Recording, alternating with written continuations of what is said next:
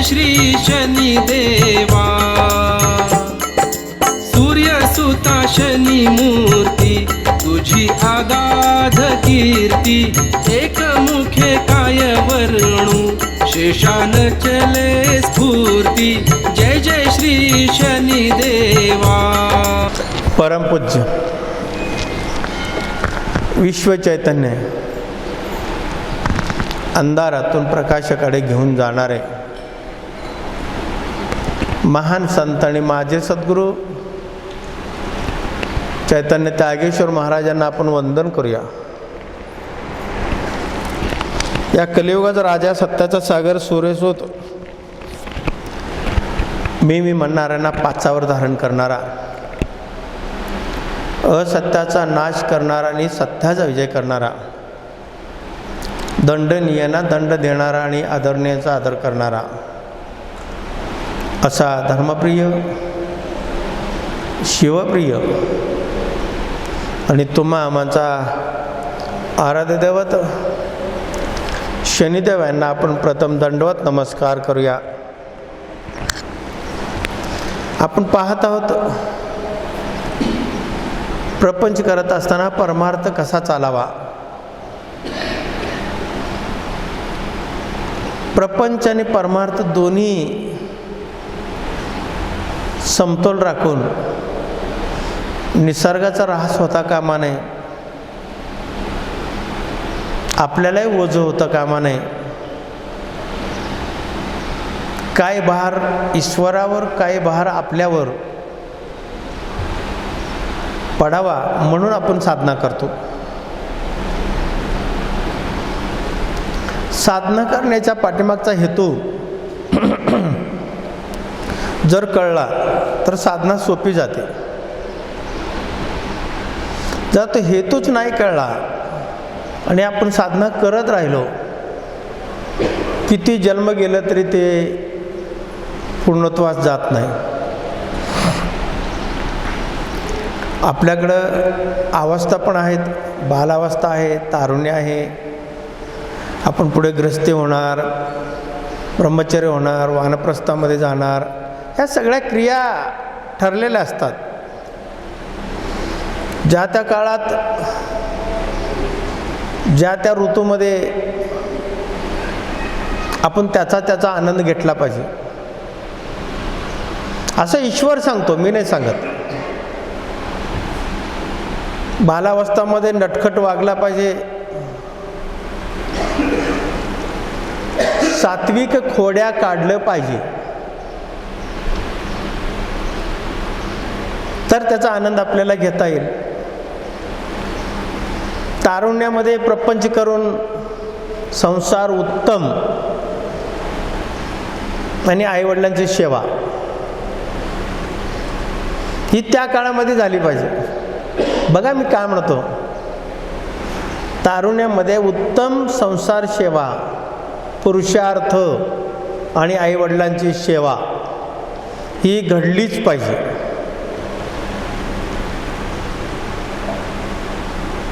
साठीच्या नंतर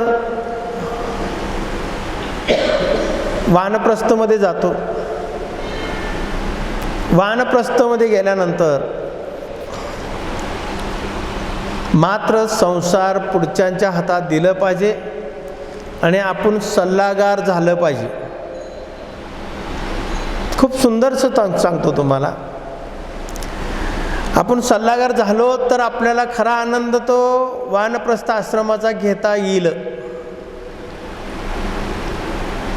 आणि संन्यास आश्रम, संन्यासचा अर्थ असा आहे की 60-70च्या नंतर तो तीर्थाटनला गेला पाहिजे। देह कुठे गळेल ह्याची आठवण पण काढता कामा नये। विश्वाची माझे घर आपण नुसतं म्हणतो आणि देह कुठं गळेल याच्यापेक्षा आपल्या झोपडीत गळू दे म्हणून पळून येतो। लहानपणामध्ये आजी आजोबांच्या पदराखाली, सावलीखाली 4 गोष्टी धर्माच्या असतील पुराणातल्या गोष्टी असतील ह्या शिकलं पाहिजे. हे शिकता शिकता तसे संस्कार पण आजी आजोबांनी नातवंड घातलं पाहिजे.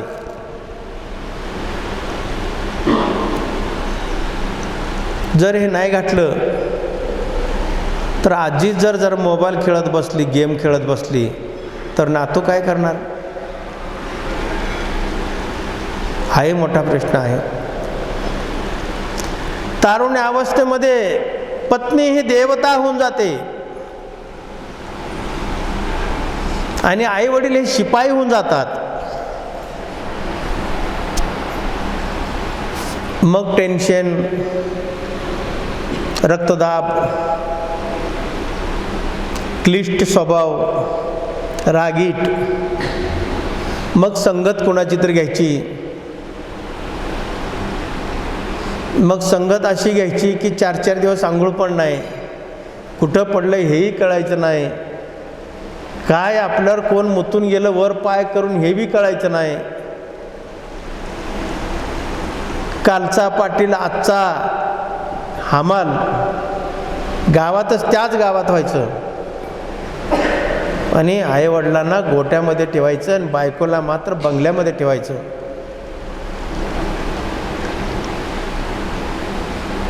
विपरीत सगळं घडत असतो आणि तेव्हा कुठंतरी डोळे उघडतात आणि जेव्हा तो वानप्रस्थमध्ये जातो तेव्हा त्याला संसार आठवतो आणि तो कारभार मात्र हातातला सोडत नाही. हातातला कारभार न सोडल्यामुळं पुढची पिढी काय सुधरत नाही. हे कशामुळे घडतं?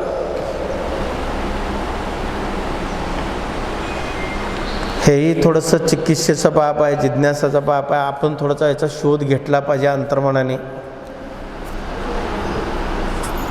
आपण जेव्हा दवाखान्यामध्ये ॲडमिट होतो काही कालावधीमध्ये, मग कोणाचा पॅरालिसिस असेल, कोणाचा डोळा गेला असेल, हात गेला असेल, पाय गेला असेल, किडन्या बाद झाल्या असतील. तसंच अध्यात्मामध्ये सुद्धा आहे. हे विषय तुम्हाला मी सांगतो.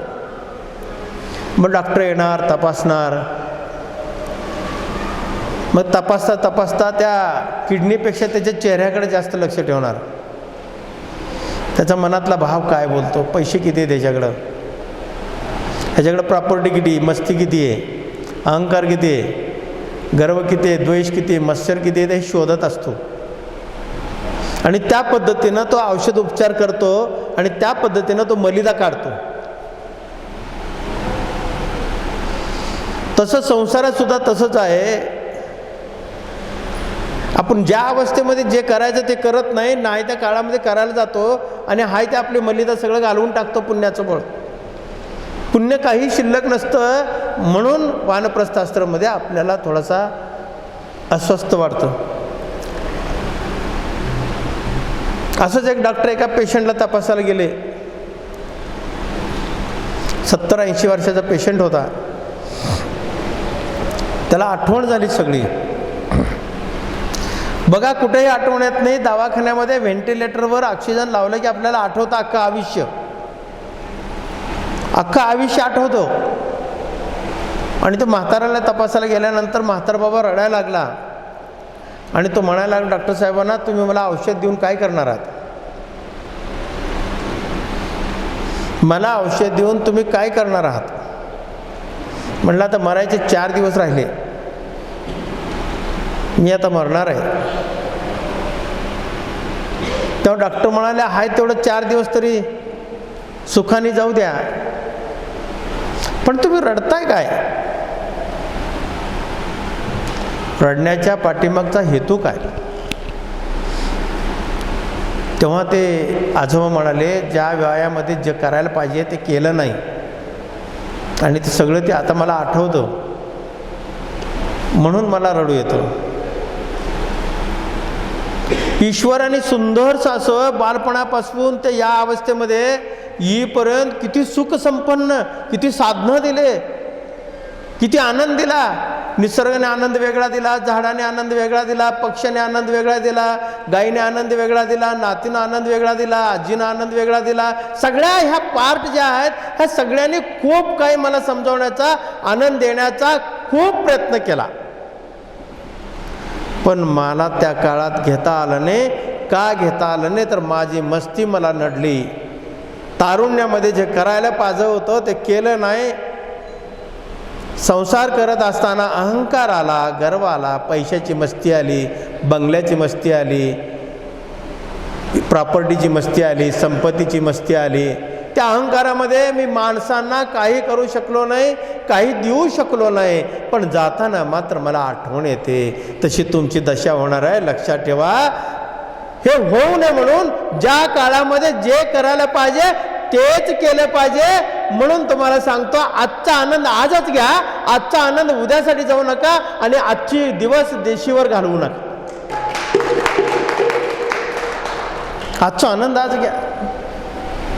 ईश्वराने खुशाल असं सर्व पार्ट, सर्व सशक्तपणा दिलेला आहे, ज्ञान दिलेलं आहे, बुद्धी दिलेला आहे, हातपाय स्वच्छ दिलेले आहे, निसर्ग स्वच्छ आहे, स्वच्छंद आहे. यामध्ये जेवढं काय तुम्हाला ग्रहण करता येईल तेवढं कमीच आहे. ईश्वर तुमच्यासाठी वाट पाहतोय. सदैव ईश्वर तुमच्या पाठीशी आहे. फक्त त्याला पाहायचं असेल तर तुमची दृष्टी बदलावं लागेल. दृष्टी बदलावं लागेल. दृष्टी बदलायचं असेल तर तुमची मानसिकता बदलावं लागेल. मानसिकता बदलल्याशिवाय विचार बदलणार नाही. विचार बदलल्याशिवाय नशीब बदलणार नाही. लक्षात ठेवा. नाही बदलू शकत. खूप काही प्रॉपर्टी, खूप करोडो अब्जावधी रुपये हे जाताना आपल्या डोळ्यासमोर कुणाचं तरी स्वाधीन करून जायचंय. बाबांनो, हे स्वाधीन करण्यापेक्षा त्याच्यावर आनंद लुटा. संपत्ती म्हणजे पैसा म्हणजे संपत्ती नाही आहे. ही माझी शरीर संपत्ती, माझे पार्ट, माझे डोळे, माझे रक्तवाहिन्या, माझं मेंदू, माझा छोटा मेंदू, माझा किडनी, हे माझी प्रॉपर्टी मोठी. ह्याला सुदृढ ठेवायचं असेल तर कशी आपण काळजी घेतो. तशी मागच्या जन्माचं जे का दोष असेल ते झिडकारण्यासाठी, पुढच्या जन्मासाठी पुण्याची शिदोरी तयार करण्यासाठी काय केलं पाहिजे तेच करा. दुसरं काही करू नका. ईश्वर तुमच्या पाठीशी आहे. ईश्वर पाहाल तिथं आहे. तुमची दृष्टी टाकाल तिथंपर्यंत ईश्वर आहे. तुमच्या जवळ ईश्वर आहे, आत ईश्वर आहे, बाहेर ईश्वर आहे, सगळीकडे ईश्वर आहे. या आकाशामध्ये कशी ईश्वर आहे आपण म्हणतो, तसं एखादा गाडगा असेल तर गाडग्यामध्ये सुद्धा आकाश आहे ना. एखादा गाडगा आहे, एखादं पातेलं आहे, त्या पातेल्याच्या आतमध्ये आकाश आहे का नाही. जशी ही पोकळी आहे तसं त्या गाडग्याला पोकळी आहे ना. मग त्या पोकळीमध्ये आकाश आहे ना का नाही. तसं ही पोकळी जशी आहे तसं इथं पण पोटामध्ये पोकळी आहे ना. तिथं पण आकाश आहे आणि त्या आकाशामध्ये तिथं पण तो ईश्वर संचारतो. मस्तपैकी संचारतो, मस्तपैकी खेळतो. त्याला खेळवणारा पाहिजे, त्याला हसवणारा पाहिजे, त्याचा सदुपयोग करून घेणारा पाहिजे. मी तर घेतलेलं आहे. श्वासागणिक ईश्वर मी पाहतो. म्हणून मी सदा आनंदी, सदा सुखी. मी सगळ्यांना सांगतो, ईश्वरा तू मला काही देऊ नको. ज्यांना कमी पडले त्यांना दे, माझंही वाट्याचं त्यांना दे, पण त्याला सामोरे जाण्याचं मला बळ दे, ताकद दे, क्षमता दे, ऊर्जा दे. हे मी ईश्वराला मागत असतो. मला काही देऊ नको. बघू बरं, न देता सुद्धा मला जगवतो का नाही ईश्वर. मी म्हणलं आता माझं आयुष्य 100 वर्ष आहे असं कोणी सांगितलं, आणि 100 वर्षापर्यंत मी जेवणच नाही केलं तर जगू शकतो का नाही. मी मेलो तर चॅलेंज, निसर्ग बदलल, हे सृष्टी उलटी सुलटी होईल का नाही. मग त्याला जगवावंच लागेल. लक्षात ठेवा. मग एवढं सामर्थ्य, एवढं विश्वास त्यावर आहे तर मग आपण काय वाईट मार्गाने प्रवास करावा साधनेच्या नावावर. धर्माच्या नावावर उलट प्रवास काय करावा? करायची गरज नाही. बघ, एक छोटंसं उदाहरण देतो, तुमच्या लक्षात येतं का बघा.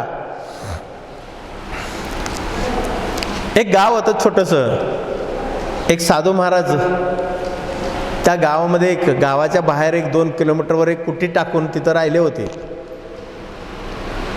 कुणीतरी एक छोटंसं बाळ जन्मताच तिथं आणून सोडलं, कुणाच्या तरी आश्रयाला राहील जगल म्हणून. मग त्या बाळाला ते साधू महाराजांनी प्रसाद समजलं आणि ते बाळाला वाढवलं. बाळाचं संगोपन करता करता हे भीक मागायला लागले, भिक्षा मागायला लागले. भिक्षा मागताना त्या बाळाला सांभाळणं का भिक्षा मागावं का याचं पोट भरावं, त्या बाळाचं बघावं, असं एका माऊलीला वाटलं गावातल्या, जी समजूतदारपणा, ज्याच्याकडं काहीतरी आहे. ती माऊली म्हणाली, महाराजजी तुम्ही गावात येऊ नका, तुम्हाला शिदोरी किती लागते मला सांगा, 3 वेळचं मी तुम्हाला तिथं पोचवण्याची व्यवस्था करते. आम्ही गावातनं रोज एक घर, किंवा कोणी नाही दिलं तर आम्ही तिथं पोचवू. तर महाराजांना वाटलं की ठीक आहे बाबा, आता बाळाला तर वाढवलं पाहिजे, बाळाला मुलाला वाढवलं पाहिजे. मग त्या आजोबी रोज घरी जायची, शिदोरी घ्यायची. पहिलं काय होतं, डालगं. त्या डालग्यामध्ये आंबील असायचा, खिचडा असायचं, त्यामध्ये बाजरीच्या भाकऱ्या, हिरव्या मिरचा ठेसा, अशा पद्धतीनं पूर्वी लोक हौशेने करून द्यायची. आणि पाण्याला मोगा असायचं, गाडगा असायचं. या पद्धतीनं ती झाकून सगळं डोक्यावर चुंबळ करून चुंबळीवर ठेवून अगदी गवळणी म्हणत अगदी मस्तपैकी त्या आजोबाकडे जायचं, त्या महाराजाकडे जायचं आणि डालगं ठेवायचं आणि पहिल्या दिवशी डालगं घ्यायचं आणि घरी यायचं. हे नित्य नियम ठरलेला. दुसरं कोणी जायला तयार नाही, पण द्यायला तयार होते. असं करता करता करता बाळ वाढायला लागलं. 10-12 वर्ष गेले. आजी वयस्कर झाल्या, ते महाराज वयस्कर झाले. आणि यामध्ये यांचं असंच दैनंदिन दिनचर्या चालू राहिलं. आणि योगायोगाने एक दिवशी आजीबाई या लोकातून देह स्वर्गात गेली. देह ठेवली, ती वैकुंठात गेली, शिवलोकात गेली, सत्यलोकात गेली. तिचं काय जे कर्म असेल त्या पद्धतीनं तिनं ते गेली. आता गेल्यानंतर मग ते त्या डब्याचं, त्या भोजनाचं ते काय ताळमेळ बसलं नाही. आणि इकडं महाराज पण थकलेले होते, खूप थकलेले होते. मग आता गावातनं कुणीही ते महाराज कुठं आहेत हेच गाववाल्याला माहीत नव्हतं, फक्त आजी घेऊन जायची एवढं माहीत होतं. आणि कोणी शोधण्याचाही प्रयत्न केला नाही. मग 7-8, 10-12 दिवस झाले. तोपर्यंत त्या वयस्कर वय झाल्यामुळे ते महाराज पण देह ठेवला. राहिला तो बारगा आहे. मग त्या पोरला काय कळलं ना, पोरगा कुठलं तरी पाला वरबडून आण खा, कुठंतरी काहीतरी कर. त्याला काय माहीत नव्हतं. त्याला एवढंच माहीत होतं, एक आजीबाई येते, डालग्यात काहीतरी आणते, माझे आजोबा आणि आम्ही दोघं खातो, इथंपर्यंत माहीत होतं त्या पोराला. मग शेवटी 12वा-13वा दिवस झाला.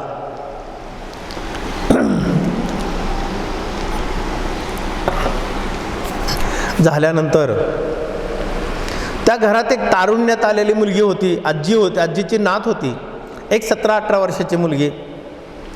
त्या काळामध्ये परकर झंपर होता, पायात पैंजण असायच्या, नाकात नथ असायचं आणि टाईट झंपर असायची. झंपर पद्धत होती. आता सलवार कुर्ता निघाला अलीकडं. पूर्वीचे बघा फोटो, अजून काय मातांचा फोटो, अशा पद्धतीनं पोशाख होता. आणि ती मुलगी म्हणाली, अहो म्हणलं इकडं आजी पण गेल्या, तिकडं आजोबाचं महाराजांचं काय दशा झाली असेल. म्हणलं महाराज कुठे आहेत आपण बघूया. आणि एक डालगं ती पण तयार केली, डालगं आणि घेतली. डालगं घेऊन निघाली, शोधत होती. शोधत असताना तो मुलगा एकटाच होता. आजोबा तर काय देह ठेवला होता, सगळं फुगलं होतं सगळं. त्याला काय मुलाला काय कळलं नाही ते काय करायचं. मग ते पाऊल वाट होता, असा पाऊल वाटाने ती मुलगी निघाली. जशी निघाली तसं पैंजणचा आवाज आला त्या मुलाच्या कानावर. त्या मुलाच्या कानावर पैंजणचा आवाज आल्यानंतर ते म्हणाले कोणीतरी इथं निघाले. तो सगळं आभाळ मनाने, एक तर पोटात काय नाही, कावळा ओरडायला लागले त्याला, काय पाणी असेल थोडं बहुत पाणी पिऊन राहिला असेल. तो त्या रस्त्याकडेच पाहत होता. त्या रस्त्याकडे एकटक पाहत होता. जसं जवळजवळ येईल तसं पैंजणचा आवाज वाढायला लागला. पैंजणचा आवाज वाढायला लागले. जवळ आली. जवळ आल्यानंतर एक कपाळभर कुंकू लावलेली एक देह समोर उभं राहिलेलं त्याला दिसलं. एक स्त्री आहे का पुरुष आहे त्याला का माहीत नाही, पण एक कुणीतरी इथं आले डालगं घेऊन. तेव्हा ती आजीबाई म्हणाले की आजोबा कुठे आहेत. तो मुलगा बोट केला इकडे.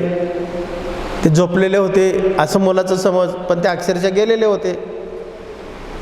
आणि मग डालगं डोक्यावरनं काढणार, त्यात ते मुलगा त्या मुलीच्या स्तनाकडेच पाहत होता. एक असे बॉलसारखे काहीतरी दिसायचे. त्याला एवढं लक्षात होतं. आजीचं कसं पदर डोक्यावर, साडी अंगावर असल्यामुळं एवढं काय तिला ते जाणवलं नाही, पण हा मुलगा त्या मुलीच्या स्तनाकडेच पाहायला लागला. पाहायला लागल्यावर ती मुलगी म्हणाली, अरे बाबा आपण काय पाहताय. तेव्हा तो मुलगा शांत झाला. पण ते आजोबा वारलाय, तो डालगा आलाय, सगळं विसरलं. ते सगळं त्या मुलीकडे पाहत राहिला. तो स्तनाकडेच पाहतो. ह्या थोडासा त्या मुलीला एखादे विचित्र वाटलं, पण ती समजून गेली. ती विवेकी असल्यामुळं, चांगले संस्कार, चांगल्या विचाराची, चांगल्या कुटुंबात जन्माला आल्यामुळं ती स्वतःला सावरली आणि ती म्हणाली याला स्तन म्हणतात. त्या मुलाला काय सांगितली तिनं, ह्याला स्तन म्हणतात. तो मुलगा म्हणाला स्तन कशाला असतात. ती मुलगी परत एकदा विचार करायला लागली आणि परत एकदा मुलगा म्हणाला त्याला भूक लागली होती. त्या मुलाला भूक लागली होती, अन्न नव्हता, 10-12 दिवस अन्नविना होता.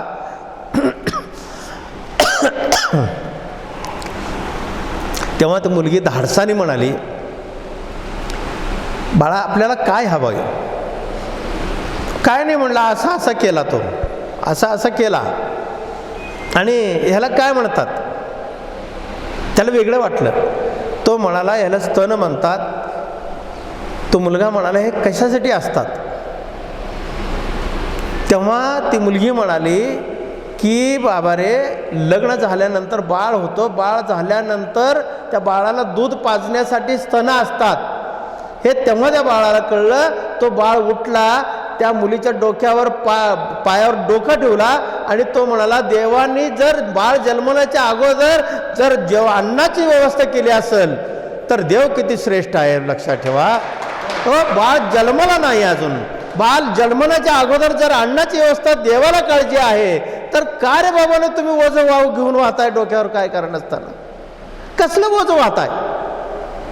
अरे तुमचं अन्न देवाने ईश्वराने लिहून ठेवलेलं आहे. आजचं इथं तुमची माझी गाठ होणार होती, इथे महाप्रसाद आहे. तर देवाने जन्म तुम्ही घेताना लिहून ठेवलेला आहे, मग त्याच्यासाठी का धडपडावा. म्हणून 50% टेन्शन कमी करावं. जे आवश्यक आहे ते टेन्शन घ्यावं, जे अनावश्यक आहे ते टेन्शन सोडून द्यावं. माझं कसा होईल, माझ्या मोबाईलला कोण रिचार्ज मारेल का, संध्याकाळची चपटीची कोण व्यवस्था करेल का, एखाद्या मिस्त्रीच्या डब्याची व्यवस्था करेल का, माझ्या आईशी कोण फुगवल का, माझ्या मजेत कोण दिवस घालवतील का, मी आज कोणाला गंडवू का, याच्यासाठी साधना करणार असाल, याच्यासाठी तुमचं आयुष्य वेची काढणार असाल तर व्यर्थ. म्हणून प्रपंच करून परमार्थ असा करा, परमार्थ असा करा की ज्या त्या वयामध्ये जो तो आनंद आपण घेतला पाहिजे.